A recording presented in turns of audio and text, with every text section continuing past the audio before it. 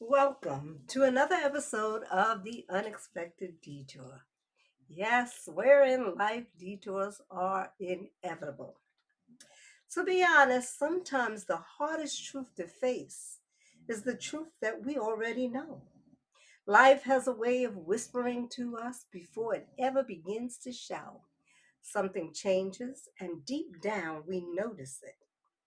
We may not have the words for it yet.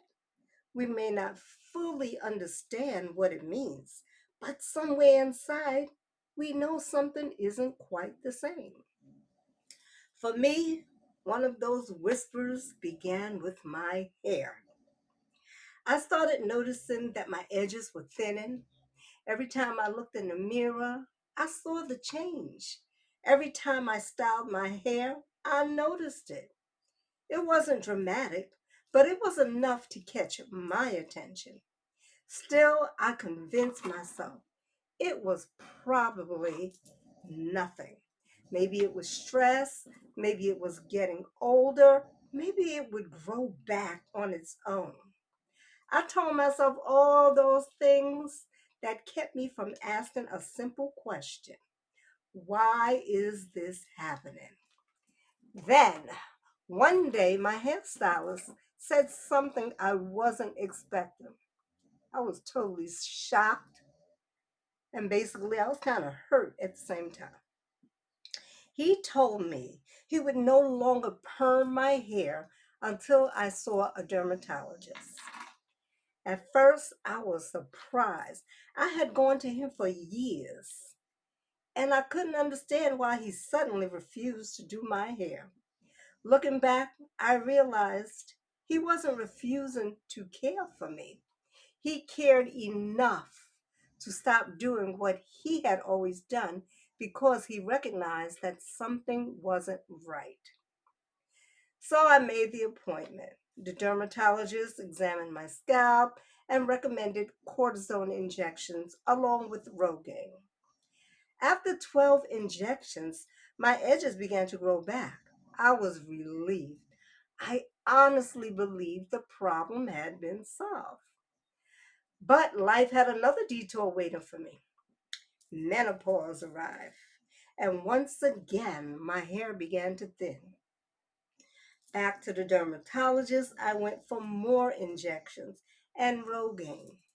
Then came another unexpected detour: breast cancer, chemotherapy, radiation, hormone therapy,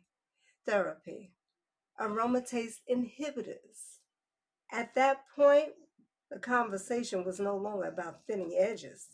It became, hello, chemo, goodbye, hair.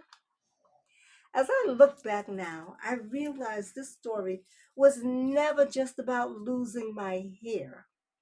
It was about recognizing how easy it can be to notice something is wrong and then convince ourselves that it can wait. I seen the signs. I simply wasn't ready to deal with what those signs might mean. When I think about different seasons of my life, I honestly can say that denial has shown up more than once.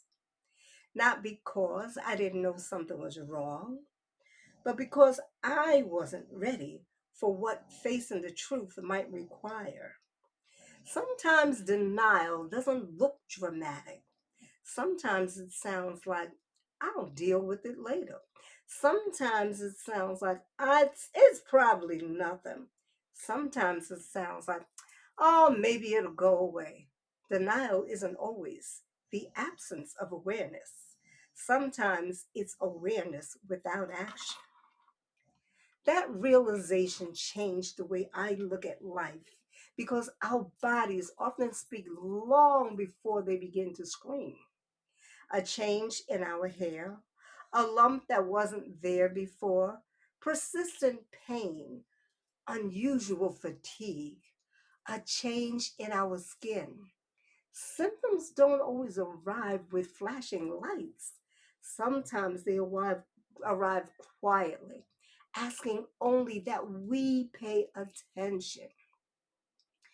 And that isn't just about physical health, it speaks to us in many ways. Relationships often show us the cracks before they fall apart.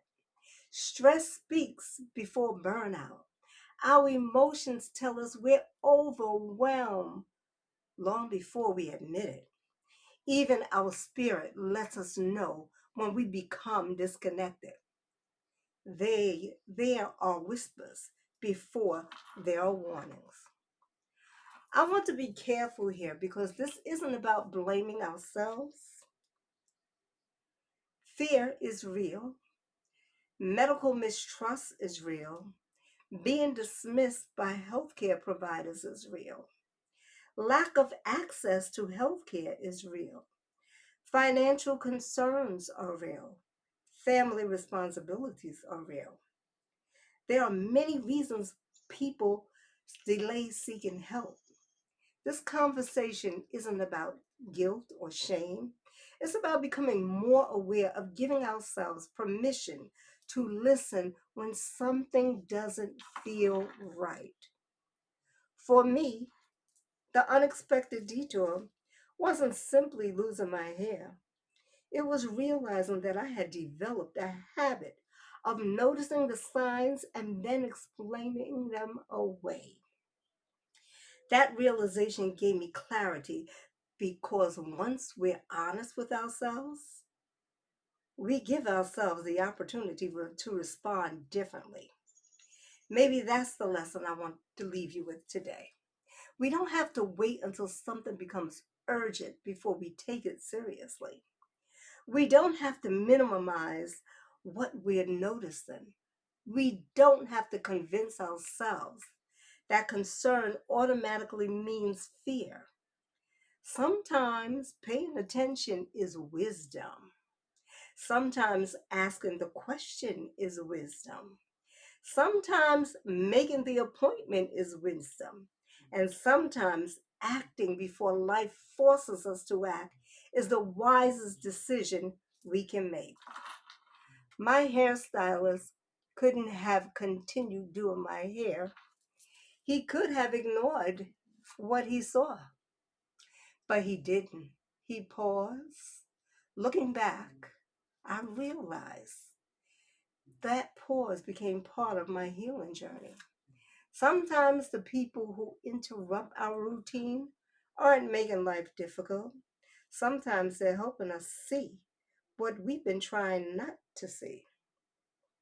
So I'll leave you with this question. What have you been noticing but dismissing? Not to frighten you, not to make you anxious, but to encourage you to listen to your body, your mind, your heart, and your spirit. Because sometimes the detour begins with a whisper. And if we're willing to listen, that whisper might lead us toward healing, clarity, and a deeper understanding of ourselves. This has been the unexpected detour, where life detours are inevitable. Until next time, keep walking and God bless.